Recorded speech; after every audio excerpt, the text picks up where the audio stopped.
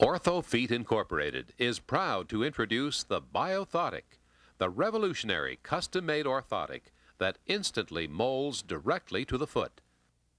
The molding of the Biothotic is done with an innovative technique which allows the construction of a functional orthotic in the weight or semi-weight bearing position. The foot is aligned in neutral position during the molding process, creating a space under the foot which is filled with the expanding foam to build a neutral position impression of the foot. And this impression mold also becomes the custom-made orthotic without the need for taking a cast of the foot. If additional correction of the alignment of the foot is needed, extrinsic posts can be added to the bottom of the orthotic using ready-made wedges available in 3, 4, and 5 degrees. The weight-bearing neutral position molding is superior to any other molding or casting technique, since it takes into account not only intrinsic deformities of the foot, but also extrinsic deformities. By aligning the foot in neutral in the actual functioning position, the precise support is automatically constructed. 4 different types of biothotic devices are available. The ProFunction Biothotic is a thin, semi-rigid orthotic designed for men's dress shoes and women's casual shoes. The ProFunction orthotic can be trimmed up to the metatarsal heads if the shoe is too tight in the toe box area. The Sport Biothotic is a semi-rigid orthotic similar to the ProFunction, but includes a thicker EVA cover for additional cushioning. It is recommended for shoes with removable inserts or shoes with extra room. The Soft Biothotic is covered with a soft thermoformable EVA foam, similar in its characteristic to Plastizote, but superior in its durability. It's ideal for diabetic, arthritic, and geriatric patients. The High Heel Biothotic is made from ultra-thin materials and is specially designed to eliminate the common problem of slipping out of the women's pumps and high-heel shoes. Store the sealed orthotics either flat or on the side with its title straight up as shown. Open the aluminum pouch only when you are ready to mold the orthotics. Store the orthotics at room temperature around 70 degrees Fahrenheit or 21 degrees Celsius to ensure proper expansion of the polymer. Regular tap water at room temperature or warmer is used to activate the self-molding foam. The molding process, step by step. The biothotic devices are available in full sizes only. Check the size by actually placing the foot on the packaged orthotic before opening the pouch. For half sizes, select the next larger size when using a full-length orthotic and the next smaller size when a half-length orthotic is required. It is recommended to prepare one orthotic at a time to avoid the asymmetrical effect of activating one orthotic prior to the other. Open the pouch at one of the notches and remove the orthotic.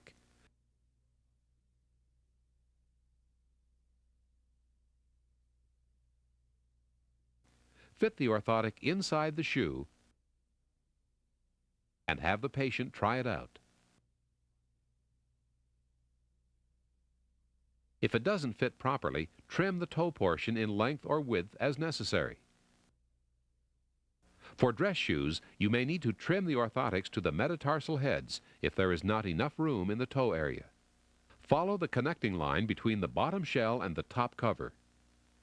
If needed, you may further trim the orthotic or grind it, but only after the molding process is completed and the self-molding foam is fully set. Fill the syringe with the amount of water indicated on the label. Lift the vinyl cover from the medial side, peel off the tape covering the injecting hole, and stick it on the orthotic for later use. Hold the orthotic upside down with your fingers across the orthotic, pressing lightly on the medial wall without touching the top cover. Create a space between the palm of your hand and the orthotic so that when you inject the water, it will not be pushed out of the orthotic.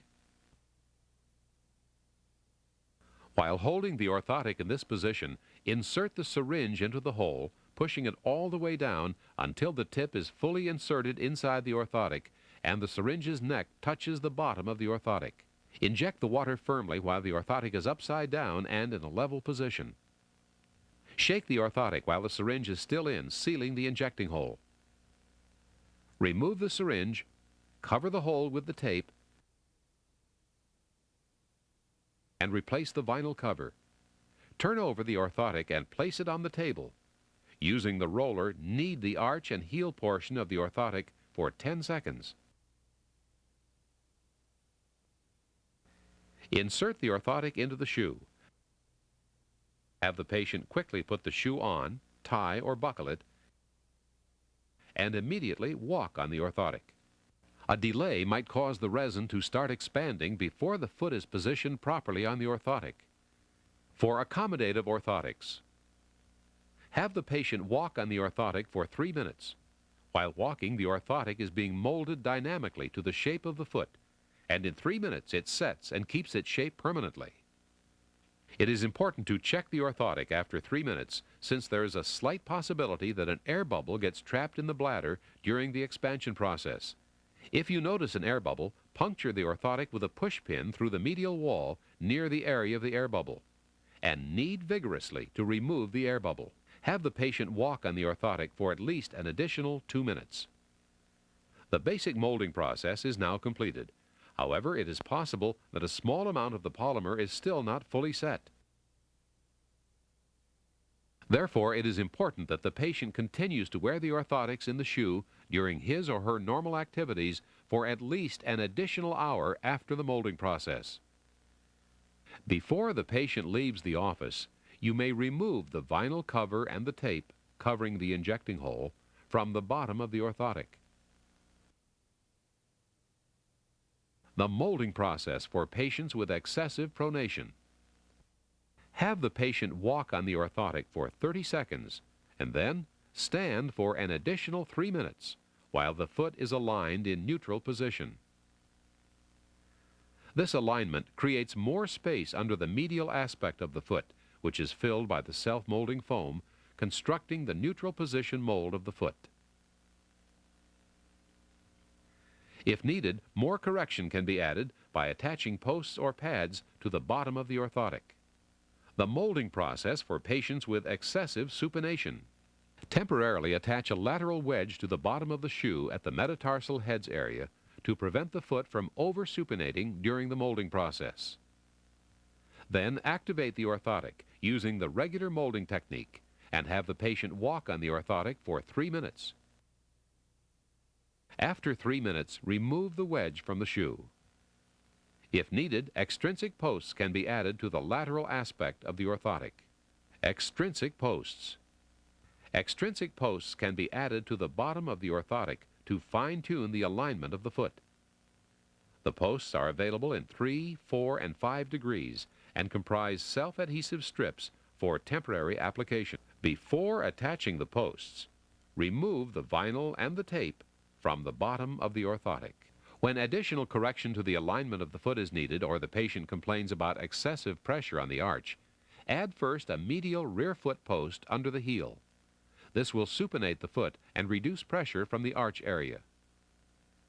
Cut a 3-inch long piece from the appropriate posting strip.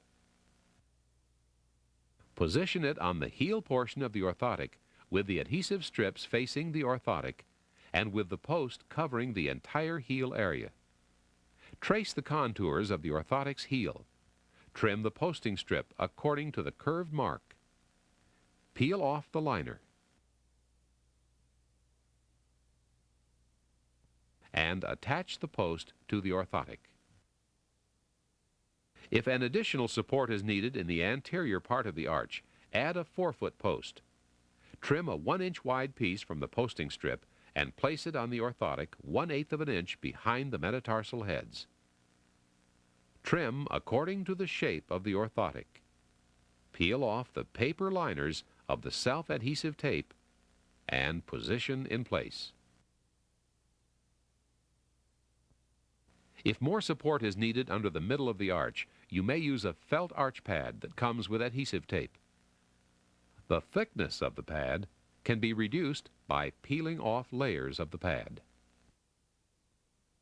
When both the rear foot and forefoot have to be posted, you may use a wedge that covers the heel and extends to 1/8 of an inch behind the metatarsal heads.